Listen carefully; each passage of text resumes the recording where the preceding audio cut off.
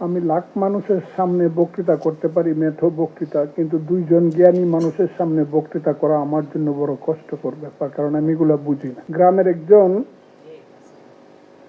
বাউল, তার নাম শাহ আব্দুল করিম।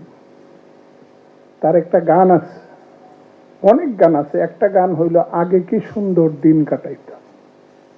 তার শেষ কথাটা হইল, দিন হতে দিন আসছে যে কঠিন, করিম দিনহীন কোন বনে যাইতাম। আসলে 58 সনের 7 অক্টোবর শুনলাম, right or wrong, this is my Pakistan, I am Iskander Mirza. ঠিক তার 20 দিন পরে শুনলাম, पाकिस्तान में जंगी हुकूमत कायम हो जाएगा, मैं आयुब खान। তারপরে চলল 10 বছর। সেই 10 বছরের মধ্যে ডিপিআরে জেল খাচ্ছি আমি, Fazlur Rahman. Korean super spicy flavor Mr. Noodles. Oh bro, what a chat. ডিপিআরে ধরা পড়লে ছাড়াছাড়ি নাই, যে কোনোভাবে ছাড়াও পাইছি। কত দেখলাম আগরতলা ষড়যন্ত্র মামলা, ফাঁসি হয়ে যাবে সবার, কোনো আইন নাই, আদালত নাই, কিচ্ছু নাই। পাকিস্তানে আইন আদালত কিচ্ছু নাই। কাজেই পাকিস্তান আমাদেরকে শোষণ করছে, আমাদেরকে অন্যায়ভাবে শাসন করছে, আইন নাই, আদালত নাই, কাজেই পাকিস্তানে থাকবো না। স্লোগান দিলাম, তুমি কে আমি কে, বাঙালি বাঙালি। 11 দফা করলাম ছাত্র সমাজের, তখন আমি ঢাকা ইউনিভার্সিটিতে। এরপরে আসলো 70-এর নির্বাচন, বাঙালিরা একসাথে ভোট দিলাম, একটা দলকে নেতা বানালাম, সিট দিলাম 167টা সিট দিলাম একটা দলকে 300-র মধ্যে। মেজরিটি হইল, ক্ষমতা পাইলাম না। যুদ্ধ করলাম, দেশ স্বাধীন করলাম, রক্তের সাগর সৃষ্টি হলো, মুক্তি পাইলাম না। এখন আবার যুদ্ধের 54 বছর 55 বছর পরে বসে চিন্তা করতে হয়, মানবাধিকার কমিশনের অধ্যাদেশটা কিরকম হওয়া উচিত। এই যে দেশ, এই দেশটা কেন সৃষ্টি করছিল? আজকে মার্চ মাসে এখানে কথা বলতেছি আমরা, কিন্তু একজনও, সবাই মনেই আছে, কিন্তু আমার মনে বেশি আছে, যেহেতু আমি মুক্তিযুদ্ধ আসছি কিন্তু মার্চের 11 তারিখ। আমি কিন্তু তখন ইটনার মাঠে ট্রেনিং দিতেছি, যুদ্ধ করব।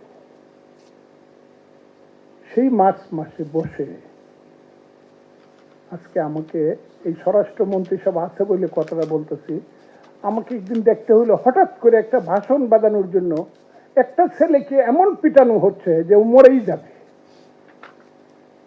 আমি মুক্তিযুদ্ধের সেই ভাষণটার দিন রেসকোর্স ময়দানে বসা ছিলাম। আমি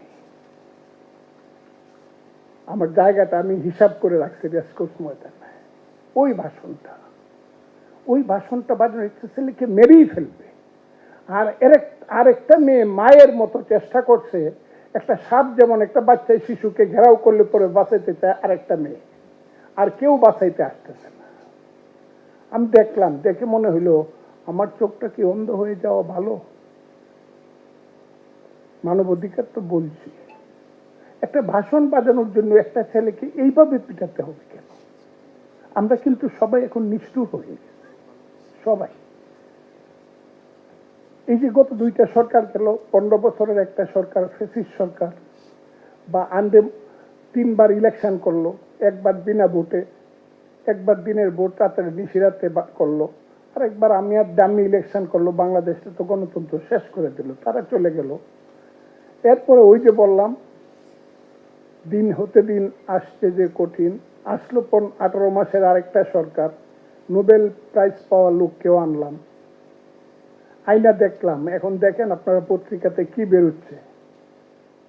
আমি স্লোগান দিতাম, তোমার আমার ঠিকানা পদ্মা মেঘনা যমুনা, রক্ত সূর্য উঠেছে বীরবাঙ্গে। আমি ছাত্রলীগের প্রেসিডেন্ট ছিলাম। আর এখন স্লোগান দেয় 1 2 3 4, গাছের ডালে কাউয়া। আমরা আগাচ্ছি কত? জিনিসটা এইরকম। আমি খুব স্পষ্টভাবে বলতে চাই, বাঙালি জাতিকে যদি ঠিক করতে হয় মুক্তিযুদ্ধের আদর্শের পথে আসতে হবে। কেউ মুক্তিযুদ্ধ স্বীকারই করে না, স্বীকারই করে না। তো ৭১ হয়েছে না, ৭১ নাকি হয়েছে না। আমি কিন্তু জনাব সালাউদ্দিন সাহেব স্বরাষ্ট্রমন্ত্রীকে বলতেছি, আমার বক্তব্য তো আপনারা শোনার সময় নাই। আমি কিন্তু শেষ বক্তৃতা ৯ তারিখে ইটনাতে ১ লাখ লোকের বক্তৃতায় আমি বলছি, আমার ইলেকশন হইল রেফারেন্ডাম। কি আমি বলি মুক্তিযুদ্ধ ভালো, মুক্তিযোদ্ধা ভালো, ৭১ ভালো। এটা কারা কারা? ১ লাখ লোকে হাত তুলছে। রাজাকার আলবদর ভালো, মুক্তিযুদ্ধ খারাপ, এটা কারা কারা? একজন লোকে হাত তুলে নেয়। আমি বলছি এইটা হইল আমার রেফারেন্ডাম। আমি কিন্তু মুক্তিযুদ্ধের কথা কয়ে পাস করে আসছি, অন্য কোনো কথা কয়ে পাস করে আসছি। আমি কেন বলছি কথাটা? মুক্তিযুদ্ধ হইলে পরে এখানে মানবাধিকার থাকবে, মুক্তিযুদ্ধের আদর্শ বাস্তবায়ন হইলে পরেই মানবাধিকার থাকবে।